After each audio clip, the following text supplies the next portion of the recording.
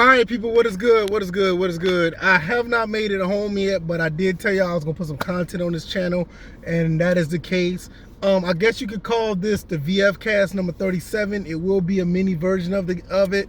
No intro, no presentation. I do apologize. I am out of town right now, so I'm at a friend of the family's house. One of my wife's best friends. She loves coming out here to meet her every time we're in the Atlanta area. So it's all good. But I did say I was gonna give you guys some content, so I am, and this is what I'm doing. Today, episode 37 of the VF Cast, we basically gonna talk about retro game prices.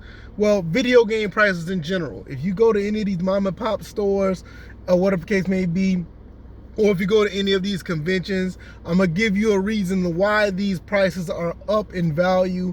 And is it organic? Is it manipulative? Or also, what can you do about it?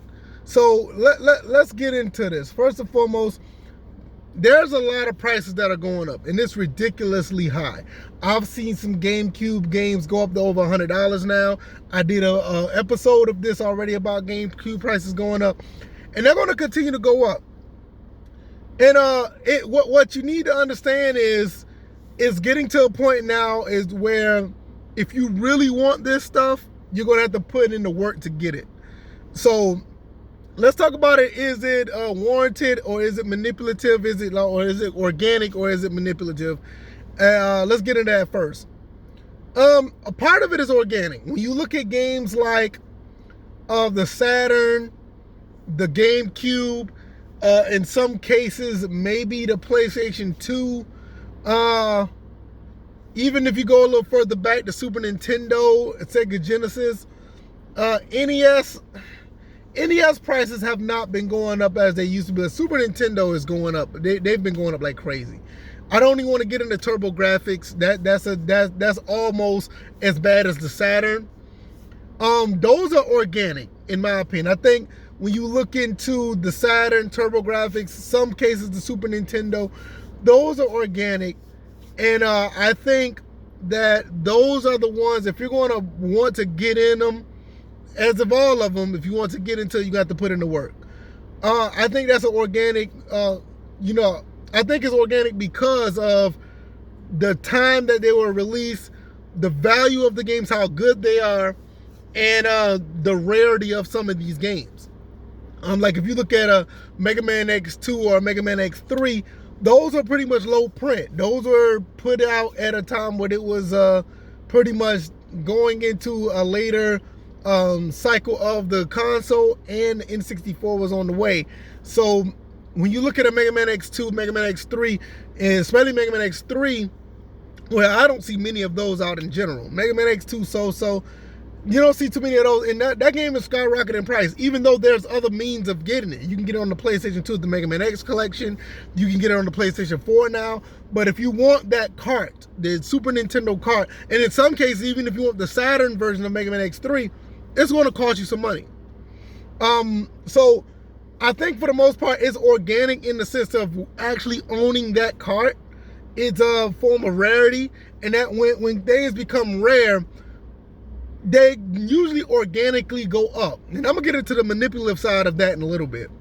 But it organically goes up when you have rarity in the market like that.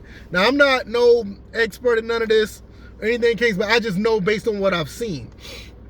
So anyway, I also want to let you guys know that other games that are like any game from the TurboGrafx 16, I mean, you can forget it as far as trying to get a Hue card and all that stuff. All those have gone up in price significantly. I don't know the actual price, but when I normally see them, they're up there.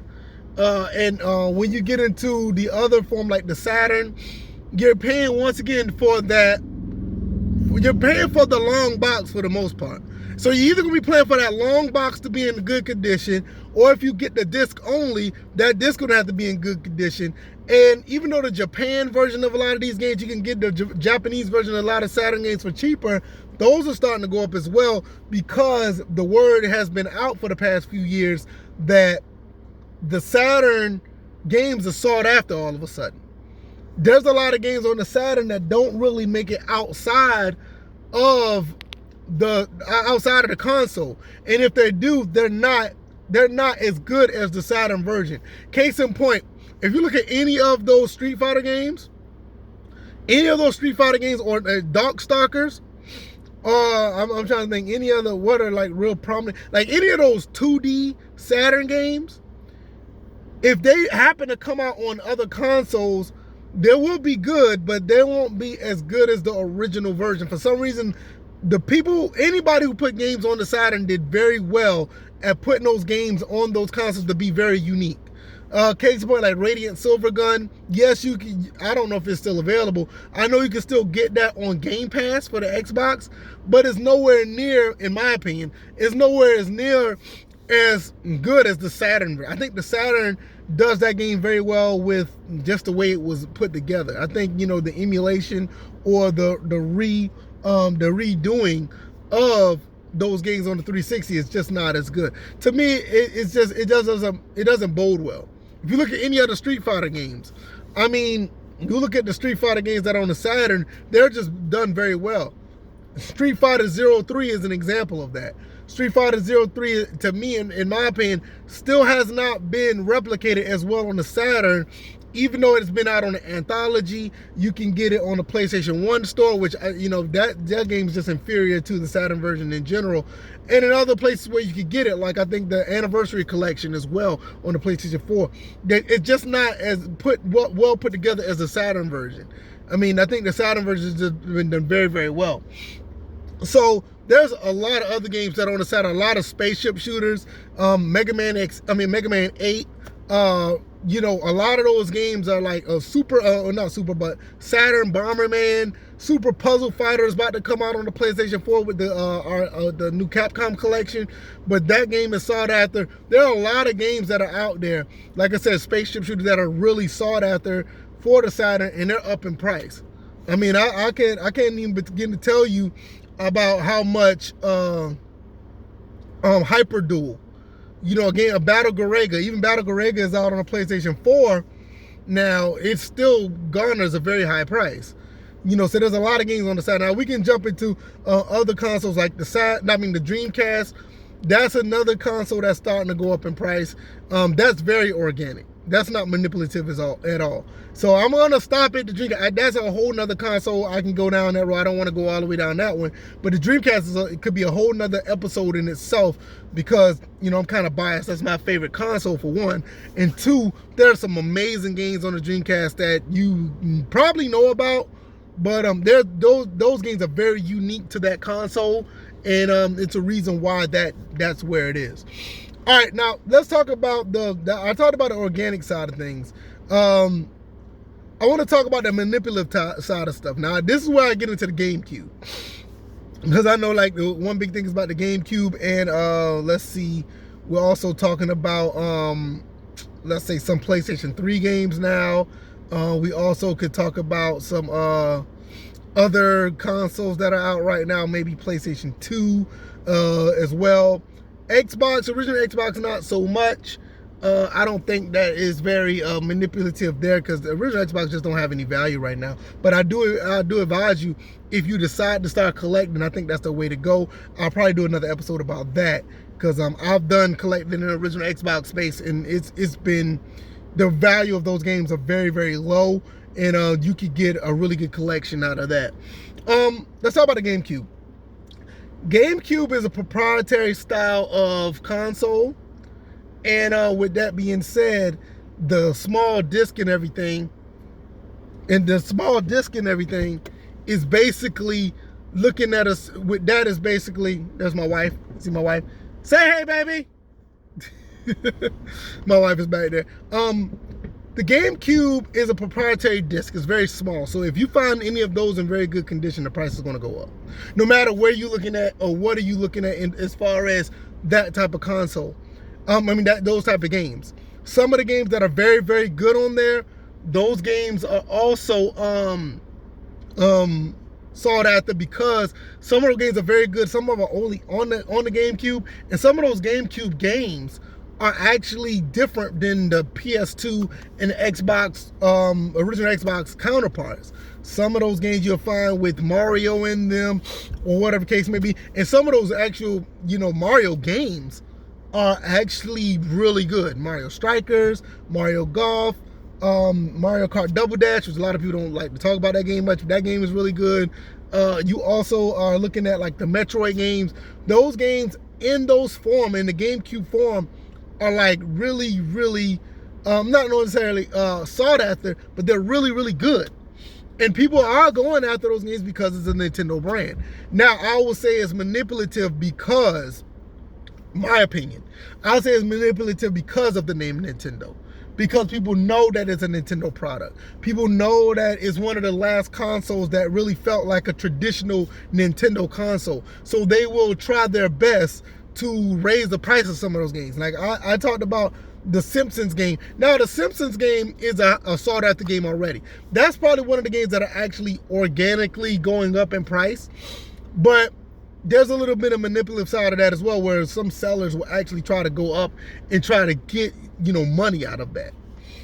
So I think that's pretty much in this generation. I think that's where it really much stops, because there are some PS3 games that are out there that are really sought after. Some 360 games that are out there that are sought after as well, but it hasn't got to the point where it is with the GameCube or whatever. It hasn't gotten to the point where it has gotten to like Dreamcast level or whatever. So in a few years, you're probably going to see something like that. You're probably going to see something under that umbrella where the market is going to start raising prices on the PS3, Xbox 360 games and consoles or whatever the case may be. But what can you do about it? First and foremost, you have to pick and choose your battles when it comes to actually getting these games. You have to pick and choose your battles. Some of these games are worth it, some of them are not. But also, you got to be mindful of where you are when you buy these games. Some of these stores are out to make money, and solely out to make money. They're not in the business of helping their fellow clientele or their fellow customer.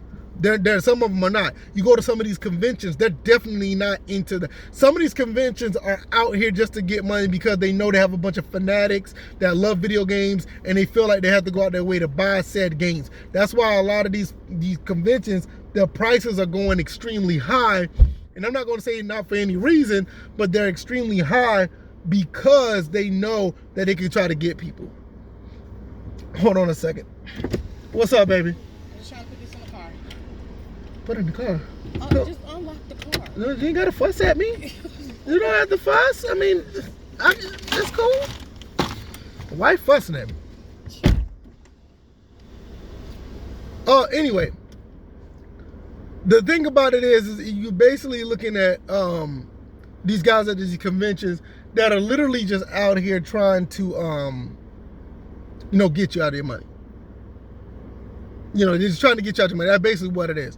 Now, when you go to these retro stores, the main thing let me tell you, the main thing you do, and this is one thing that I live by, the main thing you can do is have a rapport with those folks that run the store.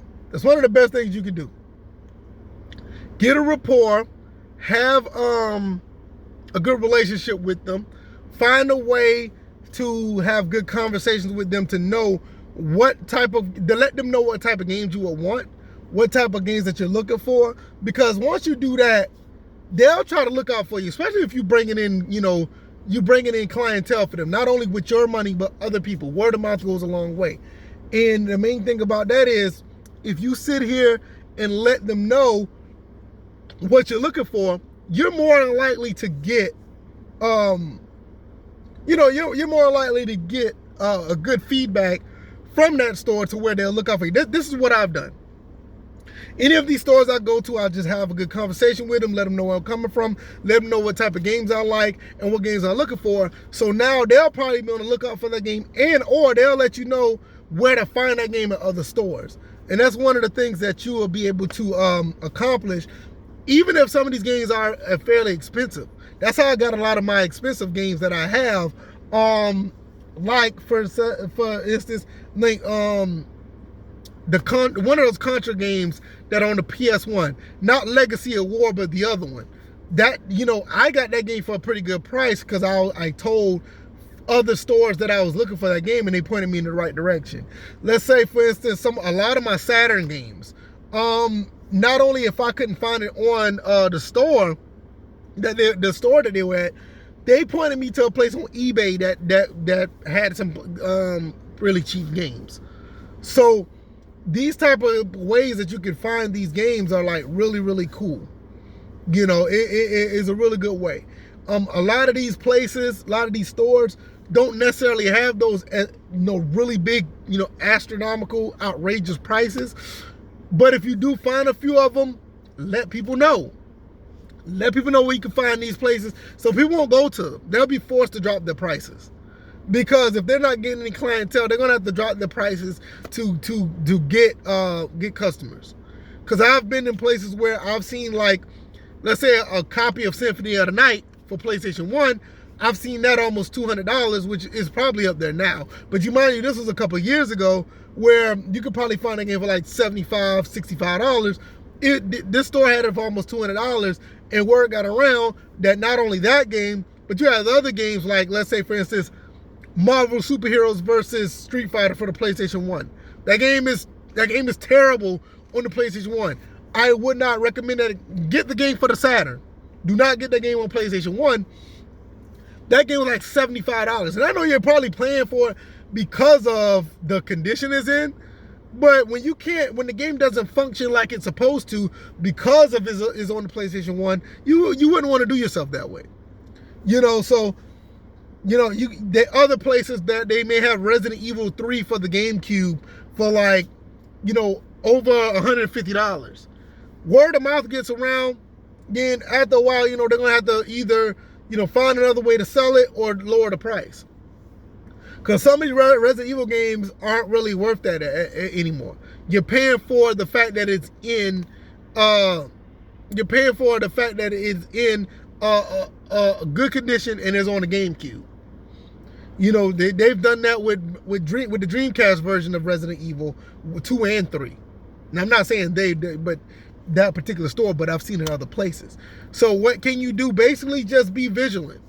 Don't feel like you have to pay those type of prices because you really want the game.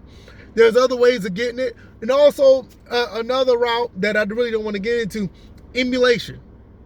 Really don't want to get into that. But that's it's going to get to a point where that's going to be one of the only ways to play some of these games. Because I have physical copies of pretty much a lot of these games. And I know they're not going to last. And there's going to be some cases where I have to take the copy of those games and play them in other means. Albeit getting an SD card on my Dreamcast or Saturn or the PlayStation 1 digital. I know I'm going to have to go down that route one day. And I'm prepared for it. But for me, having a physical copy of the games do make me feel, I feel more tangible having that. So, but at the end of the day, before I close, because I'm getting to the 20-minute mark, one, you want to, understand is any of this stuff is organic or manipulative. And the only way you're going to find out is to do your due diligence and watch what the market is doing and watch everything is doing with retro games. Because it's getting to a point now, this is becoming a hobby that you really have to look into what's going on. Because first and foremost, this is not a hobby now where you can just go pick up some games and have fun. Yeah, you can do that. But to get some of these games that are good, you're going to have to do that. Because this is now 2022. People started picking up on these retro games back in 2010, 2011. Pretty much around the time when the virtual console started to pick up. That's when really retro gaming started picking up and started to take off. I would want to say a little earlier than that. I'd say maybe 2007, 2008. Some people were starting to pick up because I got in the game real early. I started collecting for original Xbox around 2003. I started picking up for the Dreamcast like around when it started released back in 2001. I really wasn't into PlayStation 2 like that. I was an original Xbox guy. Then I started going back. And then I started going back to the N64s, the Super Nintendo NES. I started going to those late. But I'll say late based on when it was released, but I started getting into those around 2005, 2006. So I got in early. And now, by the time, now, but around 2008, I say 2010, that's when retro gaming started to take off. Now, you gotta understand, that's 12 years ago. So if you're looking back now and looking into it, you're probably gonna be way behind trying to get into this stuff, and it's one of the reasons why these prices are up. They're organically going to be up, but when there's organic buildup and organic price going up, you're going to have a situation where some people are going to manipulate the market and try to take advantage of that. So be mindful of that. So main thing is find out if it's organic or manipulative and do your due diligence. And if you are out there with some retro game stores that are still out there, see if you can, get a good rapport and good relationship with them. Because those go a long way. Trust me. Having a good relationship with some of these stores go a long way. That's how I got a lot of my stuff. That's how I got a lot of the Dreamcast, Saturn, Super Nintendo, some of my GameCube stuff. That's how I got a lot of my stuff, by just word of mouth, letting them know. All right, I'm going to get out of here. I know my wife and her best friend just walked down the street. They're probably doing something, as far as just talking or whatever. And I'm just sitting here just looking crazy. So I'm going to, matter of fact, I'm supposed to be going to a retro game store later on the day. And I'll make a video about that. Even though I just said I wasn't really picking up games, but hey, that's how it is. All right, y'all, this is episode 37. It was supposed to be a mini. It looks like it's a full episode now. And hopefully you guys enjoyed this. Hopefully you got some information. I am not an expert at this. I'm just knowing based on what I know, based on my, goodness, now it's over 20 years of collecting video games. This is what I see. And this is what I know. So, all right, y'all. I'll see y'all on the next one. Y'all take it easy. Y'all be blessed. Peace.